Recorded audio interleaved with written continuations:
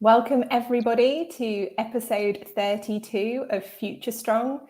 My name's Nikki Garchea. I'm the co-founder of Capfinity, and we are a strengths-based organization supporting Gen Z in both attraction and selection and also in development. I'm delighted to be back, although whilst I was away, much fun was had by the other guests and the wonderful Trudy Steinfeld. I was a little bit worried if I would be able to get on today's episode, but I was let back in. Thank you. Super excited to be back and lovely to see you, Lindsay, in this very unusual space. Tell us where you are. I was going to say, everyone, welcome. Nikki, welcome back. We desperately missed you as much as we were grateful to have Trudy as a co-host last week. Everyone, please, as always, introduce yourself in the chat and let us know where you are watching from. Rest assured, I am not in a prison cell, as it sort of looks like around me. I'm in a co-working space in New York City that I have not decorated yet. So it's kind of industrial, minimalist chic is what I'm going for, but I'll try to do better. Fortunately, we have the fabulous Joanna Walker of Evercore, who is in a power setting in Midtown Manhattan. So we are very envious of her. Joanna, would you please introduce yourself and tell us about that fabulous setting? Sure. Well, thank you so much for having me. It's a pleasure to be with both of you, and thank you for all the listeners. So my name is Joanna Walker. I am the head of recruitment at Evercore. I've been there about 7 years, which is kind of crazy. I blinked and it's been almost 7 years. And I've been in the campus recruiting space for 11 years. And I'd say I sort of fell into it. I think a lot of people say that in their career, but I honestly can say that and haven't looked back. It's been a great space. And I would like to say that this is actually a real background behind me in this. I'm actually in my New York City apartment and I have lots of windows. And so you all get to see a little bit of the view looking north from the Lincoln Center area. It's reminding me of Mr. Big's background in the first Sex and the City movie. So I'm going to call you Ms. Biggs from now on. In a positive way, I guess for a woman, that's not like the most wonderful thing to say. I will. Joanna, I mean, he's great. Okay, we'll cut that. Moving on. We are here because it is Women's History Month, and we just celebrated International Women's Day. So Nikki and I wanted to talk a little bit about women's issues, recruiting women, particularly into finance, women and diversity. So much to talk about, but first I wanted to welcome some of our fantastic viewers. We've got Frank from Texas, Julie from Cork in Ireland, and Tahani from Bloomington, Indiana. Everybody, please don't be shy. Let us know where you are watching from and any questions you have for Joanna. But Nikki, I'll toss it to you for the first question. Thanks, Lindsay. And I was thinking we could also take maybe recommendations for Lindsay Pollock's decoration. So, if anyone's got views, things they want to send in, then please let us know, and I'll make sure that we could do advertisements behind me. It could be sponsorships. I mean, we can go wild. It's very exciting to have that blank canvas. I wanted to just, I guess, acknowledge it was International Women's Day this week, and obviously in the US, we've got a whole month of women's history, which is brilliant. There was an incredible traction, I think, this year. I think every year we get more involvement. And I think particularly this year, there's two things I wanted to kind of reflect on. One was, and certainly in the UK, the messaging was around breaking the bias. And the psychologist in me really reflects on, whilst particularly in corporates like Joanna's, so much has been done on trying to break that bias. But there remains things, subliminal things. And there's a campaign that got quite a lot of traction on LinkedIn, which I'm going to ask the lovely Hayley, who we never get to see, but does such a great job on this show. There was this campaign by a London agency, and they really, for me, highlighted the subliminal messages that are happening still around us. So there was the imagine a CEO, is it a man? Imagine a feminist, is it a woman? And you can see the other things here. And this got a lot of traction on social media. For me, it just really highlights the fact that regardless of all of the brilliant activity, we still have a lot of things to do in relation to gender bias. And I guess with Future Strong, I think also about the upcoming generation of talent in relation to those subliminal messages. One of the things that I think is sort of incumbent upon all of us is the things around us that really lead us to believe, imagine a CEO, that it's a man. And I think I'd love both of your views on this, but particularly yours, Lindsay, from a generational perspective and a mum of a daughter, is around us, there are things, and children's books are one of them, where nearly every character, or in recent research in the UK, the lead character, 70% of lead characters in children's books are a man, and that's new books. And if that character has a speaking part, it's more likely to be a guy. And I know when I was reading my own kids' children's books, the gender stereotyping that can happen very, very young. So I think there are these things around us, corporate receptions, children's books. We still have a lot to do to consider the things that we're doing that are suggesting that actually everything is not equal, but they're not always overt. My other fun fact was by Mapbox, and they looked at street names globally. And in Rome, like many other cities, only 3% are with a female name. And in Paris, it's less. San Francisco, it's 25%. So big numbers, but not massive. And the street names that have got a man's name attached to them are more central. So just crazy things around us that kind of pick up on this. So that was my subliminal messages piece. Lindsay, I don't know if you've got any comments, or Joanna, you've got any comments in relation to some of these things. Yeah, I'll weigh in, and then Joanna, we'd love your thoughts. Last time I checked, I think women were still 51% of the population. So even 25% of the street names feels a little bit low.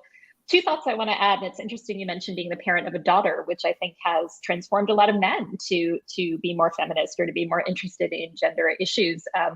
I went to graduate school and got a master's degree in women's studies. Most departments are now gender studies, but at the time it was called women's studies. And when I went on my first job interview with my fresh master's degree, the person I handed it to said, a master's in women's studies, that'll get you nowhere.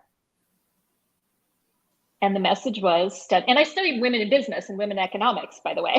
So the idea was that if you specialized in women, you were marginalizing yourself.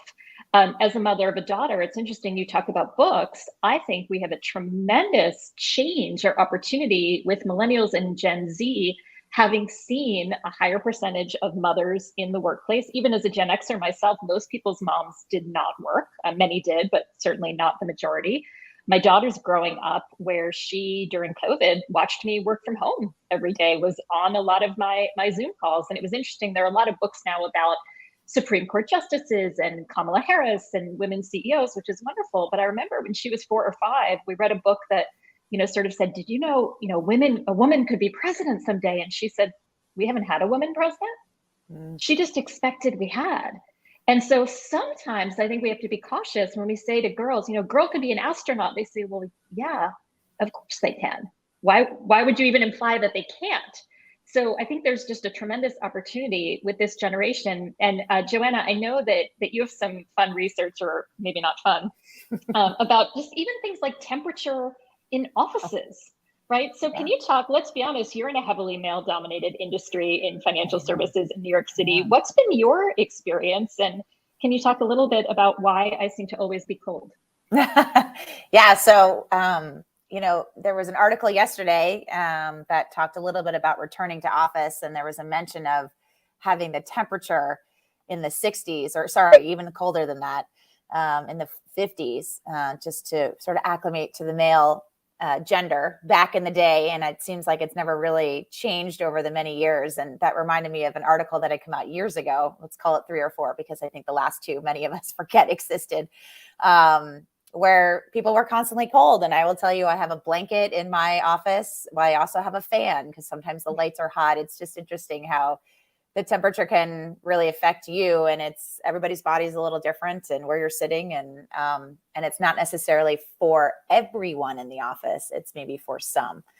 So that's one of the things I've noticed. And the second thing I would say to add on to your point around feminists is this word around allies. And one of the things I didn't mention is that I'm also our human capital lead for our women's network. So I support our women across the firm at Evercore. And we have a lot of male allies, and it's wonderful. And I encourage for everyone to be an ally in this perspective and sitting there and advocating for women. And we continue to need to educate what an ally really is. But it's nice to see that that's across all kinds of generations, where the men really are realizing that it's important to be an ally for women at work and hopefully at home as well. Can you talk about what does make someone a true ally to women? What do you hear and what do you observe at Evercore? Sure. I mean, I think an ally is someone who is supportive, is an advocate, is a listener, is approachable. I think our allies in general want to make sure that they're doing the right job as an ally, and there's no perfect way to do it. I think everybody's personalities are different. I mean, that's the fun thing I find about human resources is, everybody has a different personality and views. But I think in particular, when it comes to the Women's Network, our male allies really have an opportunity to come in and ensure that our women are being recruited and retained throughout their time at any organization. And obviously the retention we hope is forever. It's not always realistic, but men coming in and willing to meet with women, whatever that might be, including them in meetings, right? Hey, we're going to the client. Let's make sure that, we have a diverse set of people. It's not just women, but diverse set of people that are coming so we can have diversity of thought when we're presenting ourselves to clients. It's making sure that the work that people are getting is meaningful and it's equal to those that might be their male colleagues. So there's a lot of things that our male allies can do to ensure equality across anybody's work experience. It's incredible to get those characteristics and also your own support being an ally, Joanna. I had the pleasure of having dinner with you a little while ago, which led me to invite you onto the show because I was like, I just love every word. And one of the things, not only was Evercore held in high esteem by some of our law clients around the table, because you're very good at recruiting graduates, but I was also really struck by some of the things that you were doing to bring women into, let's frankly say, an environment which possibly more male graduates might be attracted to. And I'd love to hear just some of your thoughts on, I guess, strategically, how do you go about putting things in place and taking people on that journey of actually you might need to take action to bring women in and also attract women into Evercore? I'd love to, and I'm sure everyone listening would just like to hear some of the things that you've been through. Sure. So when I joined Evercore in 2015, gender diversity was very important and continues to be, but was very top of mind, I should say. And so one of the first things that we discussed as a firm is to partner with the Forte Foundation. So for any of you who are maybe not familiar, I recommend you looking them up. They very much support women getting originally into MBA school and have now expanded to helping women who are undergraduates to stay in business. And that's all facets of business. And then they also now have an experienced professionals area as well for alumni. So particularly I highlighted their MBA and we've now since expanded. And so one of the things we did was not only partner with them and attend some of their conferences, which gives us access to resume books and women who are interested in financial services, but a sort of a multi-pronged approach where I also formed a women's school team. So for those of you that are involved in campus recruiting, everybody typically joins their campus alumni team if they're considered what's called a core or target school.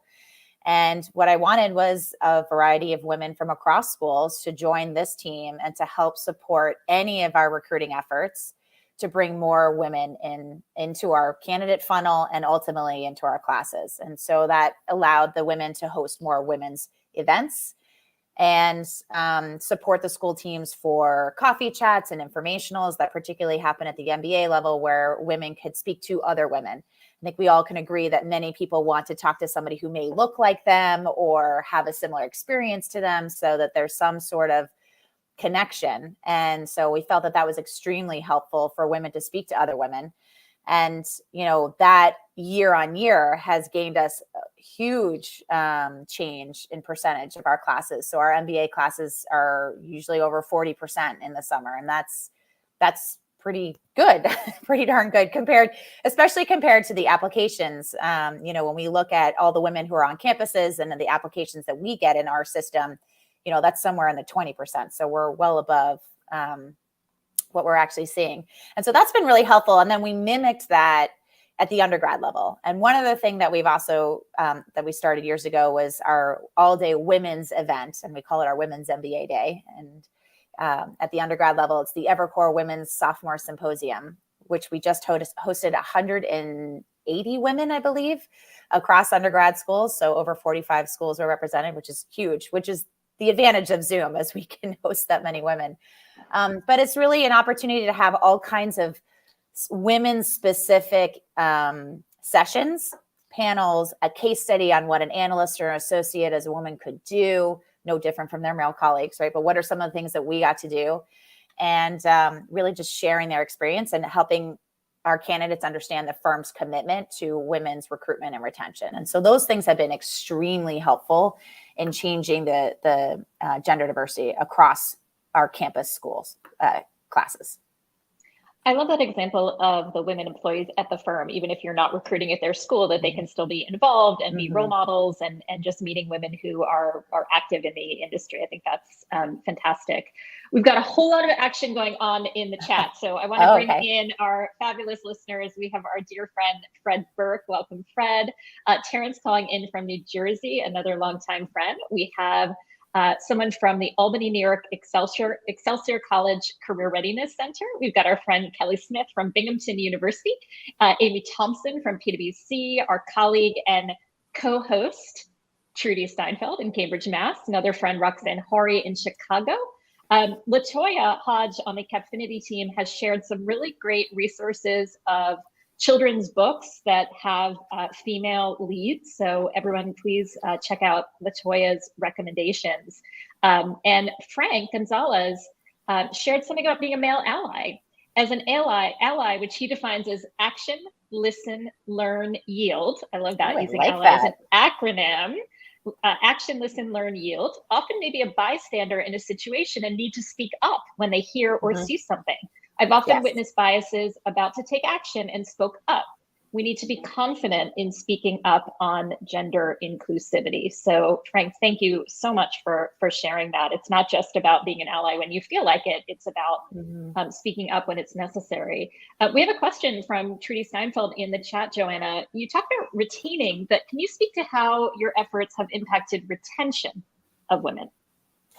Yeah, and in this particular environment, that this is even tougher as we are across the Great Resignation. But retention is always an interesting discussion, and I think every firm has to do it a little bit differently based on their culture. But some of the things that have been helpful to us is, I think our women's network in general. So we do have 4 different diversity networks that help represent many of our colleagues at the firm, and in particular, like I said, I run the women's network with our colleagues, is hosting lots of programming. So it's ongoing professional development, any kind of education, whether that's technical excellence. So, I am in the banking world. It's oftentimes technical, and that's not just for women, but across our professionals. It's professional development that might be more on the soft skill side. I think having a mentoring program is extremely helpful. And that's something that we reinvigorated a couple of years ago. And we have it, in a couple different ways. So those that are more junior, we've actually created mentor circles or mentor families with a couple mentors in there. So the mentees not only have 2 mentors that they can go to, but they also have a small cohort of women of up to sort of 6 or 7 women who may be in a similar level to them. And so you can talk through some of the issues. And the goal is a lot of those conversations are not just led by the mentors, but the mentees, really, so that they're taking an active role as a mentee to drive a bit of their career and talk through potential issues or gaps in their experiences. So I think that's really important. And I think the mentor is particularly important because it's different than a sponsor. So you'll find that a lot of people talk about, let's have mentorship and sponsorship is key towards this promotion, this word called promotion that, we we have to have, and people need to be promoted on a regular basis, as does anybody who's performed well. And oftentimes a mentor can be an additional advocate for this mentee. This, in particular, our mentors are not direct managers. They may not even work with these mentees. So they're providing additional information and advocacy. I like to use that word a lot for the mentee, so that this person progresses along in their career well. And, investment banking in particular, which is the business I sit in the most, can be difficult as you get more experienced. You get to a partner. Our path to partner is what we talk about. And we want anyone to be able to get there if they perform well. And it just gets tougher as you get more senior. You have to bring in business, and that means your role changes as you get more senior. So you also have to learn how to do that work as you get more senior. So those are some of the things that we really have worked on. And I think professional development and mentorship. And then I would lastly say networking is extremely important to make sure that people have a cohort of women that aren't just, the people that sit next to you. And in particular, we are hosting our second annual women's conference on Monday and Tuesday. So this is very timely. And it's going to be in person next week, which I'm so thrilled about. And we're really excited. This is an opportunity for us to not only bring in speakers externally, but also have our women to network across each other who haven't seen each other in 2 years. There's been lots of women who've been hired in the last 2 years. So really excited about those opportunities just to build a community. Lots of support, both for the Forte Foundation and also for the mentorship piece. I know from a Capfinity perspective, the investment on the development of women and understanding their strengths and supporting the networking works incredibly well in relation to retention. And you sound like you've got a really kind of thorough program at Evercore, which is amazing. Joanna, it's some time since we had somebody on the show who is working really close with future interns, graduates, and it's been a very changing experience, almost in some cases weekly and daily for applicants right now. Would you just share the sort of, from your team's perspective, from your perspective, the mood of students at the moment? How are they feeling? What are they thinking about in relation to application? We've certainly on the Capfinity side seen some of our clients in professional services, in banking, have less applications as people seem to be taking a moment of pause. Particularly this year, it was double the years before. I'd love your thoughts just on kind of how are the students feeling right now, the ones you're speaking to? Sure. Well, I would say that I think our students seem still very eager. They're very, we work with students who tend to come from the undergrad business school. So I'm going to talk about the undergrad world just because our 2023 summer applications just opened. And yes, I did say 2023. We hire in the spring of their sophomore year for their following summer. And so that's more top of mind for me right now. But I would say the students are still really eager. They're so eager to get in front of us in person. I think I think a lot of our career services members today could say they're so tired of Zoom. And there's an advantage to Zoom because then I get to talk to more people, but for them, they like the in-person. And so they've been really excited. The few opportunities we've been able to be on campus the last couple of weeks and just had the sheer numbers have been the same, if not a little bit higher. So I'd say that the interest in investment banking in particular hasn't necessarily changed. But I think overall, if I were to talk to students across a whole host of different interests, that piece of the pie that used to be much larger for investment banking 15 years ago has gotten much smaller. I think tech in general has gotten much bigger because there's so many kinds of roles in there. One of the things that's popped up a little bit more for our students is that there's just a lot of opportunity out there, which, I think that's great as a student, graduating college. It's hard to make a decision so early in your college career about what you're going to do. I certainly wouldn't have been able to make that choice. And there are a lot of opportunities such as funding their startups, or, they're able to join a Y combine. Sorry, I'm not even saying that correctly, but all these kinds of organizations that help startups really start up. And so we're seeing a little bit of interest from those students that are, maybe walking away from investment banking. But I would say people are just eager to be in person, and they're so excited our internship's going to be in person. They're so excited, and as are we, because like I just can't run a third one in a year. A lot of love in the chat for getting off of Zoom and getting back in person. We have Jody, who's in career services at Touro College here in New York. So done with Zoom, ready to have in-person career fairs and on-campus hiring already. And we have another person who worked in Goldman Sachs for 8 years, from 2000 to 2008, and said mentoring and professional development initiatives have grown so much.